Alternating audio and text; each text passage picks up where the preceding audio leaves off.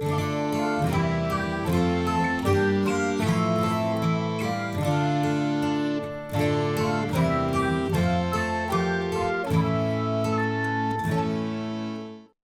my dear friends. I'm Dr. Vaishali Bharambe. I've been teaching anatomy for the last 25 years and I love it. This series is a surgical anatomy series. So it gives you anatomical perspectives which are required for various surgeries. What kind of surgeries? For example, liver transplant. What should you know about liver transplant? What anatomy should you know? Or thyroid gland or appendix surgery. What's the anatomy you should know? How is it relevant? Or for mammary gland or for many other surgeries. So what we do is we give you the relevant anatomy only that is required for your surgery. Who will benefit from these lectures? A first MBBS student studying anatomy, a third MBBS student studying surgery, a postgraduate student who is pursuing surgery, ENT, ophthalmology, or obs and gynae, and any specialist in the field of surgery. So, what are we going to cover? Let's take a look. By the way, the notes for this in the form of handouts will be available always on vbanatomy.com. So if you like any lecture and you feel that you want to refer to these notes, then you can go on the website and you will find the entire lecture available there in the form of handouts. The idea is to study and move forwards. Information is available in all formats. Right. So how do we explain surgical anatomy? For example, suppose we are doing an anorectal surgery related anatomy.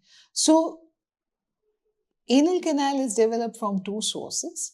This is the pectinate line. The part above the pectinate line develops from the endodermal hindgut. The part below the pectinate line develops from the ectodermal proctodium. Therefore, the students are expected to correlate the blood supply, nerve supply, lymphatic drainage, as well as the metastasis to this development of anal canal, details of which will be given. For example, take a look at this. So this is the section through the anal canal, sphincter ani internus, sphincter ani externus, and now these are the blood vessels. Internal venous plexus, external venous plexus. The internal and external venous plexus are drained by superior, middle and inferior rectal veins. Superior rectal vein, middle rectal vein, inferior rectal vein. The superior rectal vein and these middle and inferior create a circle of blood vessels around the rectum anal canal, which is called annulus hemorrhoidalis. The superior rectal vein drains into portal system, middle and inferior into the inferior vena cava. Therefore, your internal venous plexus becomes a site for portocaval anastomosis. What are hemorrhoids? Swollen varicose veins in the rectum and anal canal are called as hemorrhoids or piles. In portal obstruction, some blood vessels get varicosed first. Such piles are called as primary piles. What are external piles? Now, here is a table that teaches you the difference between internal and external piles. Internal piles are above pectinate line, external below pectinate line. Internal are covered by mucous membrane, external covered by skin. Internal are usually painless and so on. Or we can discuss mammary gland surgeries and the anatomy you should know related to it.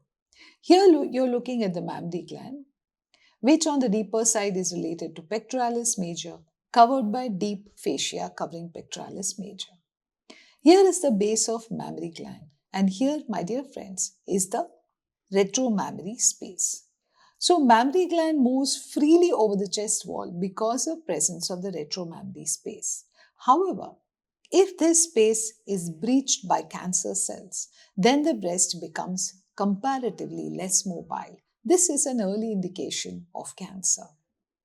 There's one more importance of retromammary space. Here you're seeing a silicone implant. So the silicone implants which are put in for breast augmentation surgeries are put inside the retromammary space. Or if we are discussing thyroid gland. So here you're seeing a section through the neck. The thyroid gland here enclosed within the pretracheal fascia.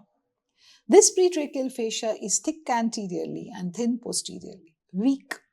So whenever there is an enlargement of thyroid gland, it tends to grow more on the medial aspect and the posterior aspect, compressing the trachea to cause dyspnea, compressing the recurrent laryngeal nerve to cause dysphonia, compressing the esophagus to cause dysphagia. Or we could be discussing liver transplant surgery related anatomy, in which here you're seeing three portal fissures: the main portal, the right portal, and the left portal fissure. These are helping to divide your liver into physiological right and left lobes. Each lobe is further subdivided into two sectors. Thus, there are two physiological lobes of liver. The right is further divided into two sectors by right hepatic vein, left divided by the left hepatic vein. And each sector is further subdivided into segments, which are called as Quinaud's segments. So you can see the segments here. They are arranged in such a manner that the caudate lobe is Quinaud 1 and all the others are organized in a clockwise manner around it, such that each segment has its own hepatic artery, portal vein, drains bile duct, individually. So this and much more is going to be covered in the surgical anatomy series, and the relevant MCQs related to all this will also be available on the website vbanatomy.com. Do please access this and get the information, solve the MCQs, practice MCQ solving. So if you like this, if you're interested, do like and subscribe to my channel. It will encourage me to create more of such interesting videos. Thank you. I'll see you across in the surgical anatomy series. Bye. Keep watching, keep learning.